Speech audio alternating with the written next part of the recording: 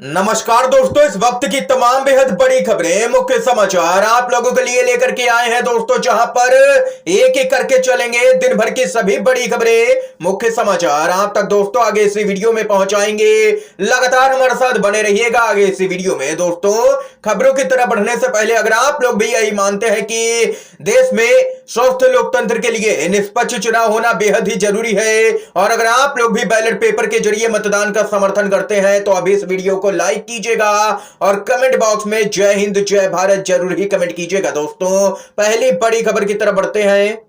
केंद्रीय मंत्री स्मृति ईरानी का बयान, बोली मैं राहुल गांधी को चुनौती देती हूं, आइए कांग्रेस सरकार के 10 साल के काम और मोदी सरकार के 10 साल के काम के बीच के अंतर पर बहस कर लीजिए, यह यहां पर कहना है स्मृति ईरानी का। दोस्तों, स्मृति ईरानी के इस बयान पर समाजवादी पार्टी के नेता आईपी सिंह ने ट्वीट किया और तंज कसा कि अनपढ़ों के साथ में बहस नहीं होती है।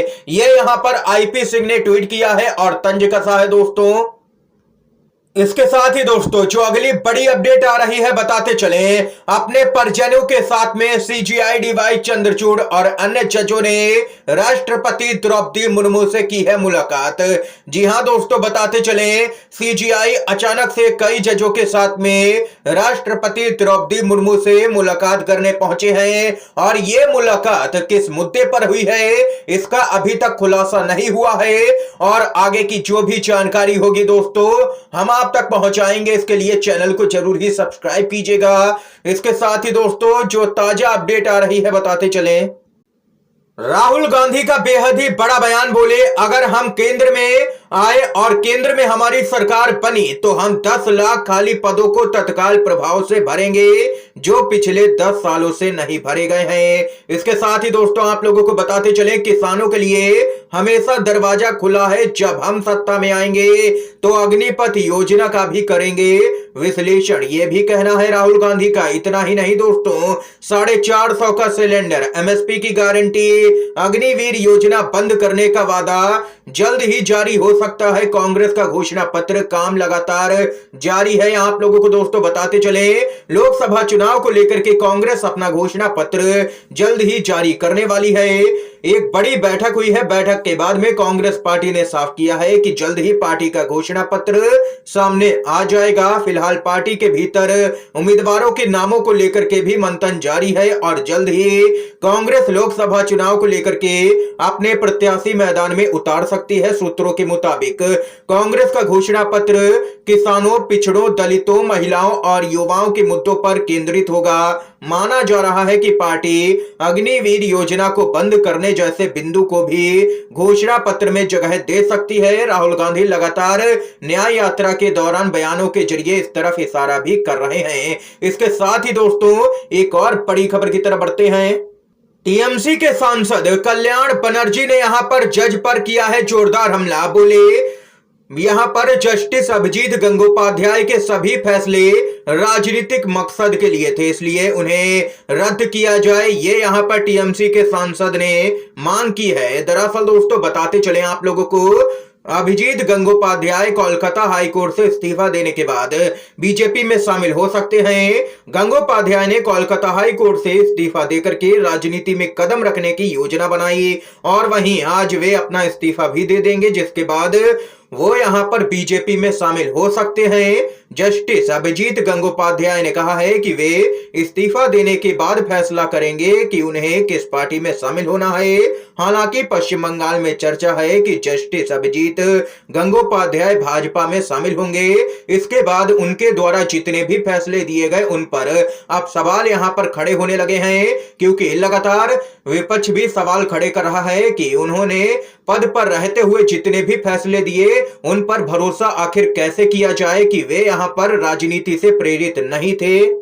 और अब यहां पर टीएमसी ने उनके द्वारा जितने भी फैसले दिए गए सभी को रद्द करने की मांग की है। दरअसल दोस्तों बताते चले लगातार गंगोपाध्याय पद पर रहते हुए, जज के पद पर रहते हुए टीएमसी के खिलाफ में आदेश पारित करते थे, जिसके बाद टीएमसी उन पर हमलावर भी नजर आती थी। इसके साथ ही दोस्तों एक और बड़ी जो खबर आ रही है बताते चले, चुनावी बॉन्ड के जरिए संदिग्ध लेन देन छिपा रही है मोदी सरकार, देश के सबसे बड़े बैंक का कर रही है इस्तेमाल। कांग्रेस के अध्यक्ष मल्लिकार्जुन खड़गे ने किया है बड़ा हमला।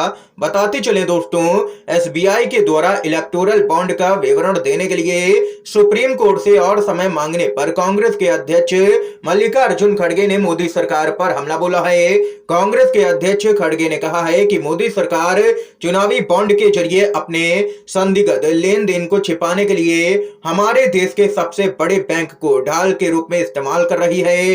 खड़गे ने आगे कहा है कि देश के सर्वोच्च न्यायालय ने चुनावी बॉन्ड की मोदी सरकार की काला धन रूपांतरण योजना को असंवैधानिक आरटीआई का उल्लंघन और अवैध करार देते हुए रद्द कर दिया था और एसबीआई को 6 मार्च तक डाटा विवरण प्रस्तुत करने के लिए कहा था, लेकिन बीजेपी चाहती है कि इसे लोकसभा के चुनाव के बाद किया जाए। आखिर बीजेपी को इतना डर क्यों है? अगर वो यहाँ पर उसने कुछ भी गड़बड़ नहीं की है तो उसको डरना नहीं चाहिए, रिपोर्ट पेश होने देनी चाहिए, लेकिन एसबीआई को ढाल बना रही है मोदी सरकार, ये कहना है खड़गे का। दोस्तों हाल ही में बीजेपी ने अपने 195 उम्मीदवारों की पहली सूची जारी की थी और अब उनका विरोध भी होने लगा है जमीनी स्तर पर।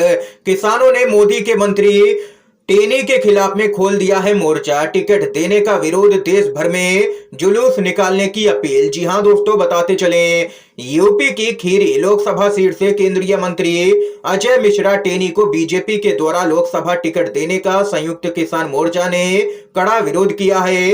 संयुक्त किसान मोर्चा ने देश भर में बीजेपी के इस फैसले के खिलाफ में जुलूस निकालने की अपील की है। संयुक्त किसान मोर्चा ने एक बयान में कहा है कि बीजेपी के द्वारा लोकसभा चुनाव 2024 में यूपी की खीरी सीट से मुख्य आरोपी आशीष मिश्रा टेनी के पिता को यहां पर टिकट दी गई है, जिसका कड़ा विरोध यहां पर हम करते हैं और इनके खिलाफ में जनता के बीच में भी जाएंगे, इनका असली चेहरा जनता के बीच में रखेंगे, ये कहना है संयुक्त किसान मोर्चा का। बीजेपी के प्रत्याशियों का दोस्तों विरोध शुरू हो चुका है। इसके साथ ही एक और बड़ी खबर बताते चले आप लोगों को, राजस्थान में बीजेपी के अंदर मचा है हड़कंप। राजस्थान के चूरू से टिकट कटने के बाद नाराज हुए हैं बीजेपी के सांसद राहुल कसावा। जी हां दोस्तों, सांसद राहुल कसावा बोले, आखिर मेरा गुनाह क्या था? क्या मैं ईमानदार नहीं था? क्या मैं मेहनती नहीं था? सांसद ने आगे कहा है कि क्या मैं निष्ठावान नहीं था? क्या मैं दागदार था? क्या मैंने चूरू लोकसभा में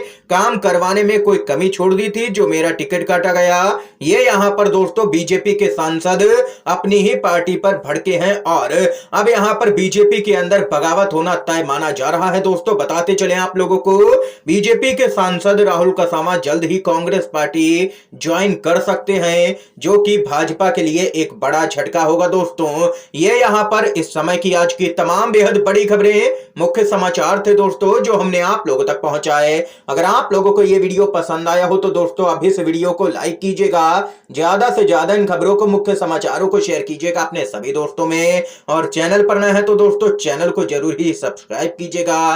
वीडियो देखने के लिए आप सभी दोस्तों का बहुत बहुत धन्यवाद। जय हिंद, जय भारत।